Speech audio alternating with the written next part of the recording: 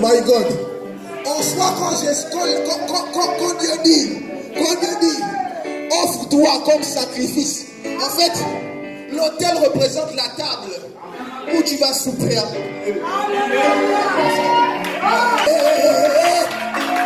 Jésus est le premier à s'être sacrifié entièrement. Donc si toi te sacrifies entièrement, tu as droit à être à côté de celui qui est sacrifié entièrement. Ça veut dire que tu vas manger avec celui qui est sacrifié entièrement. Ça veut dire que tu vas nager dans la dimension de celui qui est sacrifié entièrement. Tout ce que tu cherches se trouve dans le fait que tu te sacrifies entièrement. Amen.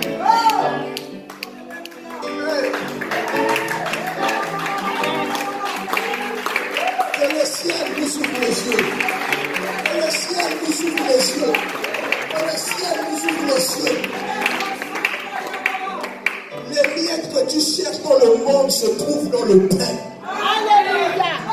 Le pain c'est le royaume. Regarde ton frère, dis à ton frère, le pain c'est le royaume. Le pain c'est le royaume. Le pain c'est le royaume. Le pain c'est le royaume. Le pain c'est le royaume. Vous voyez combien de fois Satan est le plus grand escroc du monde? Il te montre les miettes. Il te dit les miettes sont là. Regarde comment elles sont appétissantes. Il y a le mariage. Il y a la prospérité. Poste de directeur général. Il y a des voitures. Il y a des maisons. Les femmes. Il y a la gloire. Des gens qui vont t'acclamer. Mais malgré toutes ces choses qui plaisent à nos yeux, Jésus dit, ce sont les miettes. Et Jésus dit que ce que tu cherches là, il y a ça dans le pain.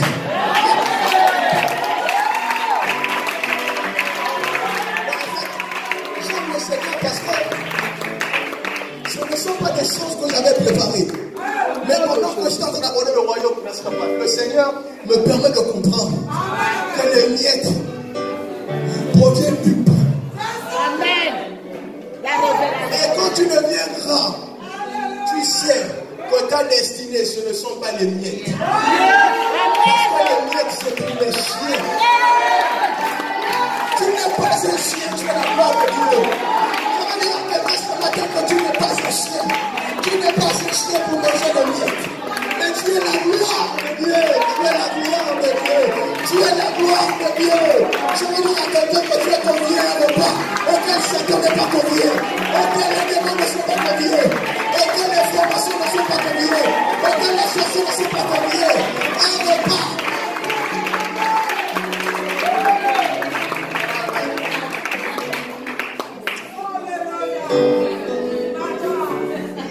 Voilà pourquoi. Voilà pourquoi les gens disent non, riche papa. Vends tout ce que tu as là. Sinon, ça va être un embouteillage. Un embouteillage de bénédiction. Durant le séminaire, je disais que vous savez, quand Dieu te dit, quand Dieu te demande de lui donner quelque chose, c'est un signe pour te dire qu'il va te donner. Vous savez, nous le temple du Saint-Esprit. Le temple, c'est une maison. Voyez-vous ce temple a des dimensions. Alléluia.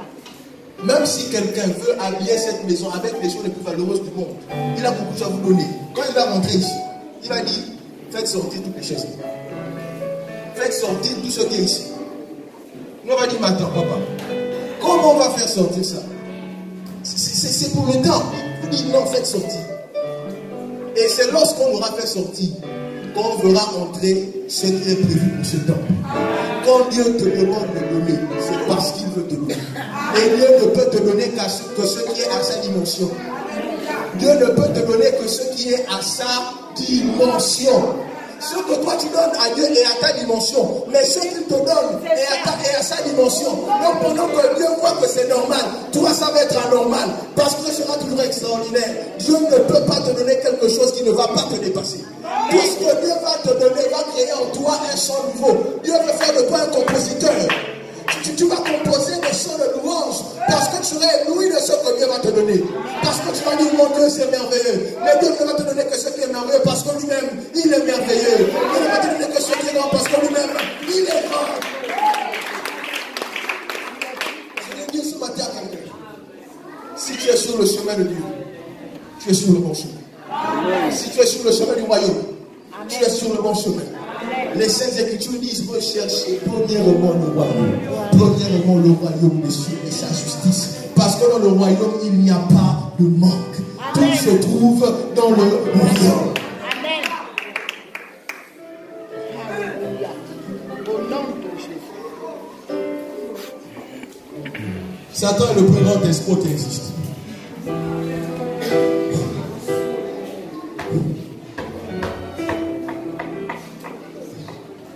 Alors que nous sommes dans le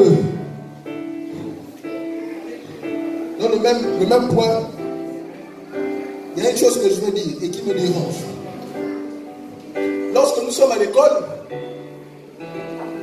la première année, quand on arrive au collège, on est en 6e. Et on fait tout pour passer en 5e. La 3e année, on va en 4e. Après, nous allons en 3e, puis en seconde, en première, et on fait en terminale. Après, on gagne le bac et on s'en fait. Et il y a des gens à l'école qui sont super intelligents. Bon, pas genre ils sont super intelligents, mais ils sont intelligents, mais ils travaillent cette intelligence-là.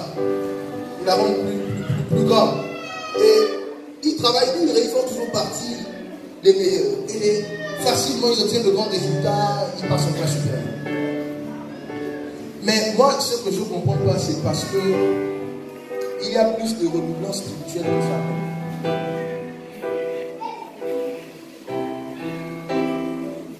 Des gens qui ont quadruplé, qui ont quintuplé, ça fait 5 fois qu'il est dans la même classe. Spirituellement, ça fait 5 ans qu'il est dans la même classe. C'est le genre de personne, depuis qu'il arrive à l'église, comme je disais tout à l'heure, il traite les mêmes péchés. C'est-à-dire que depuis qu'il arrive à l'église là, son problème, c'est le mensonge. Chaque année, Seigneur, pardonne-moi parce que j'ai menti, je me repens. Seigneur, 2015 ne sera pas comme 2014. Seigneur, j'ai menti, mais là, c'est fini. Quand il arrive en 2015, il ment. Vous savez, quand vous êtes en 4e, ce qu'on traite, c'est développer et réduire avec les factorisations. Lorsqu'on arrive en 3e, développer et réduire devient un jeu. Parce qu'on a acquis ça. D'accord? Factoriser aussi, on commence maintenant à maîtriser. Et on commence à entrer dans l'étude des fonctions. Mais ce que je ne comprends pas, c'est qu'il y a certaines personnes, depuis des années, qui n'ont pas réussi à maîtriser certains péchés. Parce que le signe que tu évolues, le signe que tu passes en classe supérieure, en 4e, en 3e, c'est que tu es arrivé à comprendre, à neutraliser certaines leçons. Mais si pendant des années, tu traites la même leçon, papa, c'est que tu es un redoublant. Et que tu es en retard, parce que ceux qui ont commencé avec toi, ceux qui ont étudié leurs leçons, ceux qui ont mis en pratique les leçons, ils ne font qu'avancer. Tu ne peux pas venir à l'église et pendant 5 ans, 6 ans, rester la même personne. Certains non, ils sont des redoublants et ils sont encore là, vous voyez, en 6e, quand il y a souvent un gars qui a fait 4 ou 5 ans, il a parfois 19 ans, il est avec les enfants de 11 ans. C'est encore lui qui se dispute avec les enfants pour certaines choses. Entre temps, il devait déjà avec les grands, 19 ans, c'est l'université déjà. Mais à cet âge-là, papa, l'âge spirituel que tu as, tu fais encore avec les nouveaux. Donc les problèmes que les gens qui viennent accepter le Seigneur ont, toi tu es encore là dans ces problèmes. Au lieu que c'est toi qui fasse les cours de suivi aux autres, tu es encore là avec les autres en train de faire les cours de suivi. Et ce qui est étonnant avec ces gens, c'est qu'ils connaissent même parfois les cours. Ils disent, oh, on a vu chanter l'année.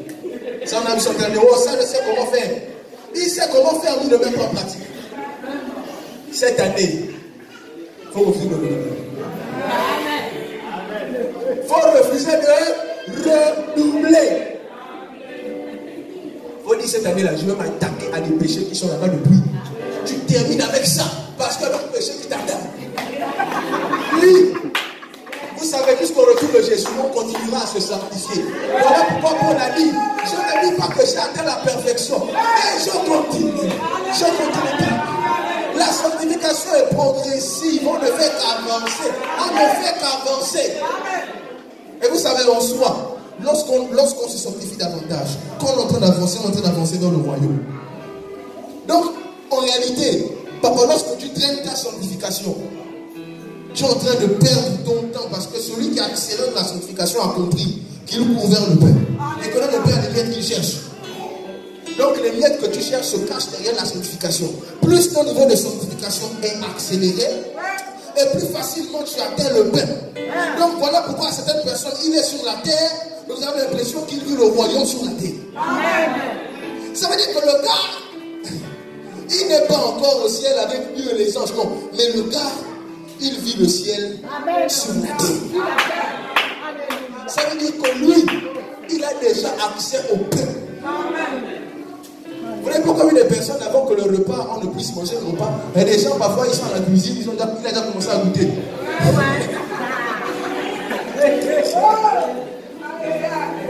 Mais l'heure du repas n'est pas arrivé. C'est de ma faute si je ne vais pas à la cuisine.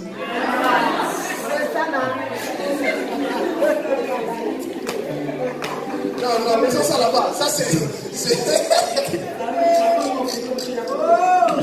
Oh Seigneur! Il y a des gens qui ont accès au repas parce qu'ils sont au service. Celui qui sert a accès au repas. C'est parce que tu es au service. C'est parce que tu portes le plateau que quand on sert, tu peux goûter. Oh là là. Non, là, il faut qu'on avance. Le Seigneur, il faut qu'il diminue un peu le débit là, parce que là, ça devient fort. Non, en fait, ce que je veux nous dire, c'est que je veux dire à quelqu'un, je veux encourager quelqu'un ce matin. Si tu as dit dans ta vie, papa, c'est que tu es sur le bon chemin. Et je veux nous emmener à pousser, aller plus loin. En un point là, je vais aborder un sujet rapidement qui n'est pas dans le thème. Un jour, le Seigneur m'a fait comprendre que le péché, le péché, je peux dire, le plus dangereux qui soit, c'est le mensonge. Pourquoi? Les gens se disent souvent que le problème qu'on a, c'est la fornication, je sais pas, c'est l'alcoolisme, je ne sais pas trop. L'adultère, ça c'est la fornication. Il y a quoi encore qu'on aime souvent citer là? Le vol et tout. En fait, le Seigneur m'a dit, regarde un peu. Quelqu'un arrive à l'église, la première chose qu'il va commencer par voir, c'est quoi? C'est l'adultère.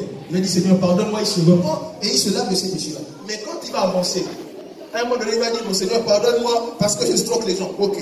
Mais plus il va avancer, vous allez remarquer que le problème qu'il aura toujours, ce sera le mensonge. Parce que quelqu'un qui ne sait pas mentir ne peut pas tromper sa femme. Parce que s'il ne sait pas mentir, c'est que quand il va aller tromper, il va lui dire, j'étais trompé.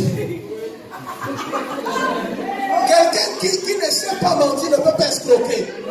Parce que pendant qu'il voudrait escroquer, il va te dire, non, mon frère, en fait, l'article coûte 35 000. Mais les 75 000, là, je demande ça parce que je veux te bouffer les 40 000. Mais comment tu me dis ça? Je ne sais pas mentir. Donc tout tourne autour du mensonge. Voici pourquoi la Bible déclare que Satan n'est pas le père de la fornication, que Satan est le père du mensonge. Donc il va te faire comprendre que tout le péché tourne autour du mensonge. Donc voilà pourquoi, malgré que des gens parlent en langue, la même bouche qui parle en langue.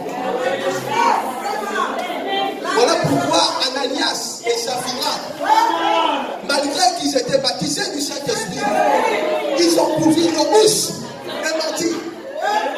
Vous savez, j'ai compris qu'il y a un raccourci à tout ça. Tu veux te débarrasser de tout. Ton problème, c'est parce que tu n'as pas localisé le vrai problème. Le vrai problème, c'est le mensonge. Si le problème est détruit, si le mensonge est détruit, le reste là, ça va partir. Le problème de Jésus, c'est parce que Jésus marchait dans la vérité. Voici pourquoi Jésus a été combattu. Quand tu vas marcher dans la vérité, quand tu auras le péché, tu vas dire non. Parce que le père du péché, c'est le père du mensonge. La sanctification est progressive. Et nous devons nous battre pour réussir à ressembler à celui qui nous a appelés, parce que lui c'est la vérité. Et nous devons ressembler. La véritable image de Jésus, c'est la vérité.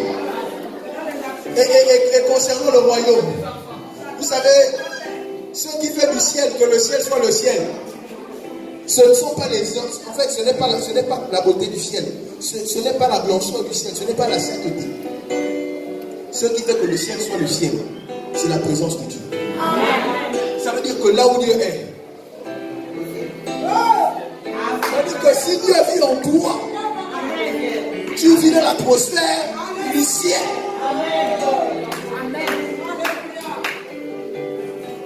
C'est parce que Dieu a décidé d'habiter dans cet endroit qu'on a dit c'est le ciel. Et cette année, papa, si tu veux l'atmosphère du ciel, tu veux l'atmosphère du royaume, tu veux l'accès au pain, pas au net mais au pain. Et on a que l'occasion de vivre en toi. Parce que là où Dieu vit, c'est le ciel. Alléluia.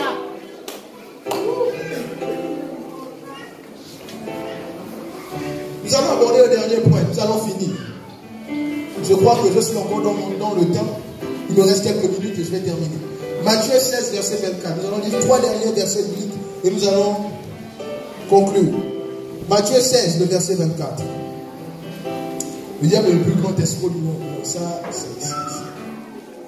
Matthieu 16, verset 24.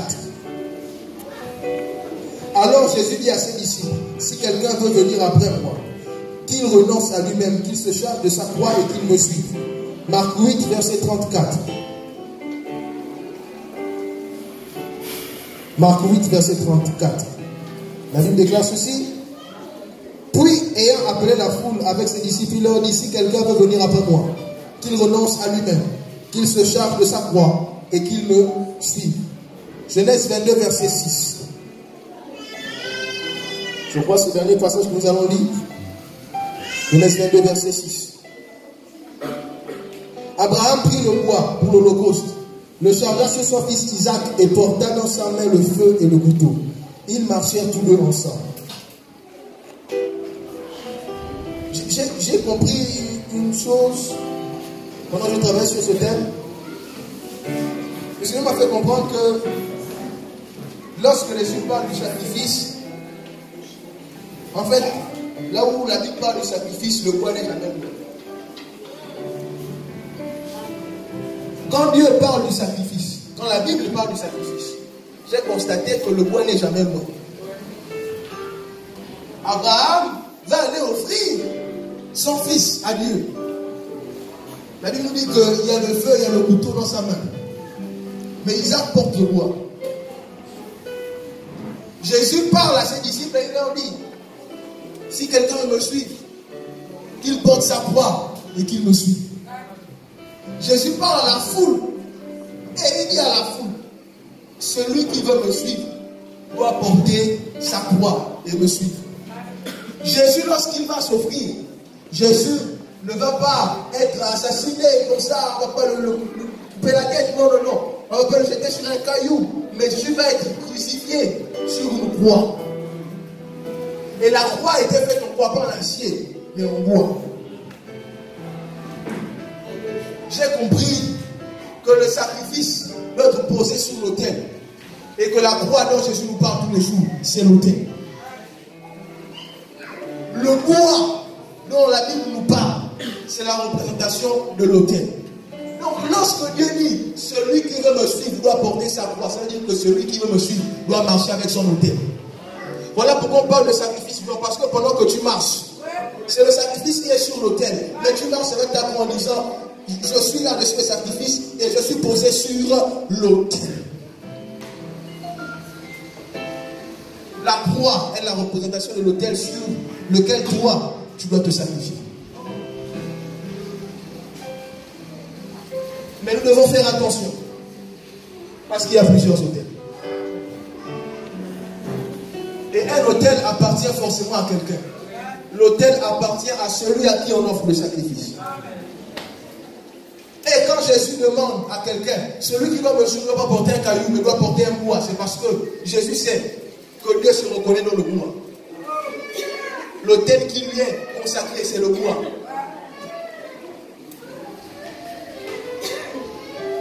Et vous savez, quand quelqu'un est posé sur l'autel de Dieu, sur le bois, son cœur commence à battre pour les choses du royaume. Jésus se baladait tous les jours avec sa croix. Jésus marchait tous les jours avec sa croix. Et voici pourquoi Jésus pouvait dire, ma nourriture est de faire la volonté de celui-là qui m'a envoyé.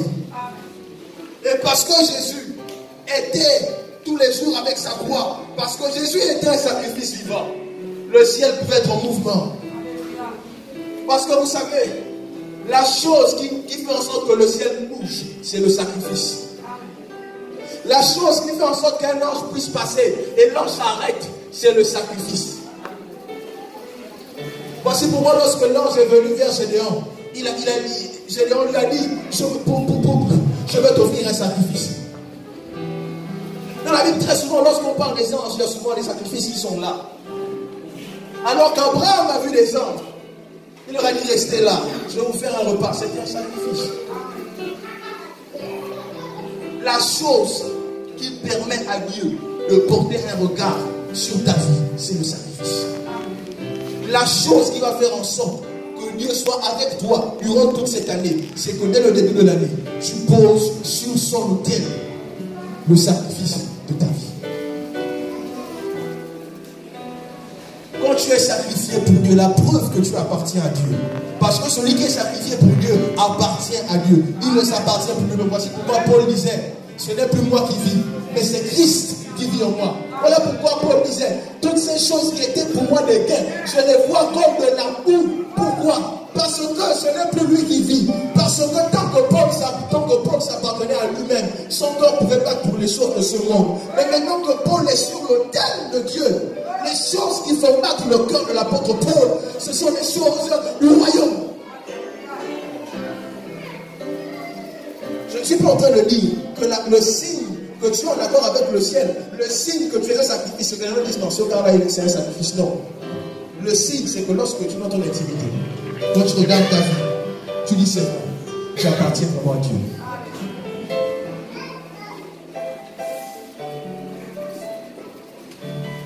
La dernière chose dont je veux parler est très dangereuse. Après quoi,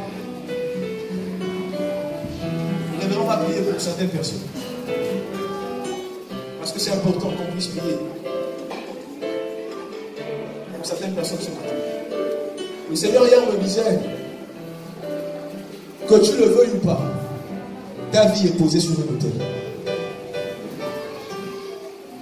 Je le répète, que tu le veuilles ou pas, ta vie est posée sur un autel. Ça veut dire que ta vie est consacrée à un Dieu.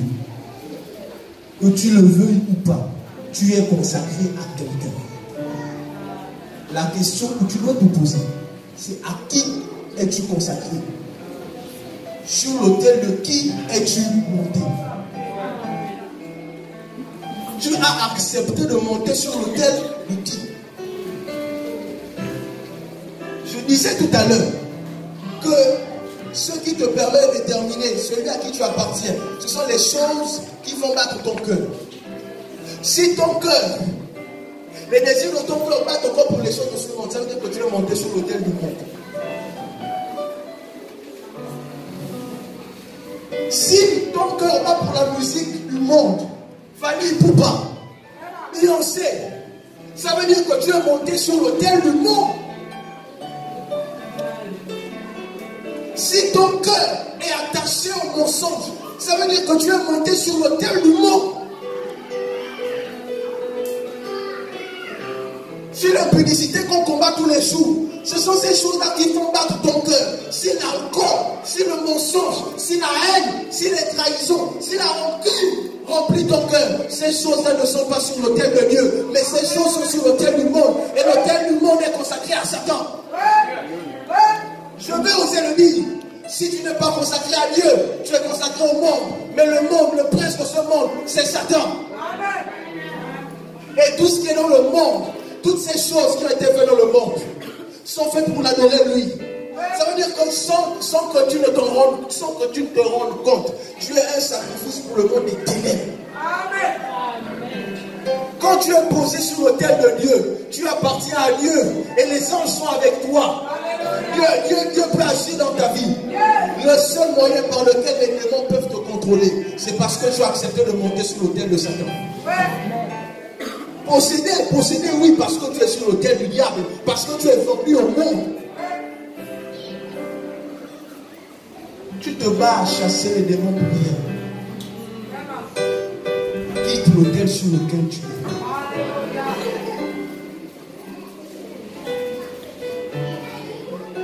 Vous savez, quand Dieu viendra, il viendra pas prendre toutes les personnes qu'il fera. il viendra prendre ceux qui seront sur son autel. Parce qu'il va considérer que ceux qui lui appartiennent, c'est ceux qui sont sur son autel. Tu sais pourquoi Satan vient parfois t'embêter? Pourquoi des femmes de nuit viennent t'embêter? Pourquoi ta vie est compliquée? Pourquoi ta main est percée? Pourquoi tu n'arrives pas à investir? Pourquoi les gens peuvent faire de toi ce qu'ils veulent? Pourquoi dans la famille les enfants meurent? Pourquoi tu es malade à tout bout de champ? Tu sais pourquoi? C'est parce que tu es sur l'autel du monde et Satan a sa main mise sur toi. Il peut faire de toi ce qu'il veut. Je veux dire ce matin à quelqu'un, quitte sur l'autel du monde. Quitte sur cet autel. Pourquoi est-ce que ce thème est donné? Je vais aborder un deuxième point concernant ce thème. Si lui insiste pour dire que nous devons nous offrir totalement au sacrifice, c'est parce que nous les chrétiens, il y a une partie de nous qui est sur l'autel de Dieu et une autre partie qui est sur l'autel du monde. Comment tu peux être sur deux autels en même temps? Le bras droit est là-bas, le bras gauche est là-bas, le pied gauche est là-bas, le pied gauche est là-bas, le pied droit est ici. Voilà pourquoi les yeux est venu dire à Pierre, Satan vous a réclamé. Quelqu'un ne réclame que ce qui lui revient de droit. Si Satan fait des réclamations sur ta vie, c'est parce qu'il y a une partie de toi qui est sur son autel. Et quand Dieu veut t'utiliser, Satan dit que tu ne peux pas le toucher parce qu'il est sur mon autel. Voilà pourquoi Dieu ne peut pas se rabaisser à discuter avec le diable. Il ne peut pas se rabaisser. Voilà pourquoi il dit je vais t'utiliser. Mais d'abord, offre-toi totalement au sacrifice. Monte sur mon autel. Parce que je ne veux pas discuter avec le diable et le démon. Ils n'ont pas mon niveau.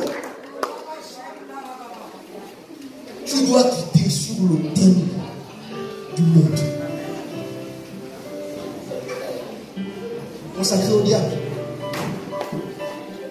C'est avec ces paroles que je vous quitte. Je termine ce message. Je ne quitte pas, je termine ce message. Sur quel autel es-tu? Je ne viens pas pointer à quelqu'un pour dire toi, bien moi. Non. Je viens dire à quelqu'un ce matin. Quand tu fermes tes yeux, et quand tu penses aux choses qui font battre ton cœur, ces choses sont suffisantes pour te dire à qui tu appartiens, sur quel autel tu es allongé. Vous savez, le sacrifice n'a pas de volonté. Voilà pourquoi quand Satan veut faire de toi ce qu'il veut, il t'emmène là où il veut. Quand Satan veut t'emmener au bar, il t'emmène au bar. Il y a des gens, parfois, tu dis, je ne veux plus jamais aller au bar, mais tu vas encore repartir. Il y a des gens, parfois, tu viens à l'église et tu dis, non, c'est fini la vie du monde. Mais 3 matins après, tu retournes encore. Pourquoi? Parce que tu ne t'es pas consacré. Tu peux venir à l'église et être sur l'autel du monde. Tu peux venir à l'église et être sur l'autel du monde. Accepte de porter ta croix. Accepte de monter sur l'autel de Dieu. Si ce matin, il y a des personnes qui n'ont pas accepté le Seigneur. Si ce matin, il y a des personnes, tu sens au fond de toi que tu es sur l'autel du monde. Tu sais que dans ta vie, il y a des choses invisibles qui se passent, des manipulations, des choses mauvaises qui se produisent. Tu sais que ce n'est pas du monde charnel. Dans l'invisible, il y a des choses qui se passent. Je t'invite à venir devant le révérend.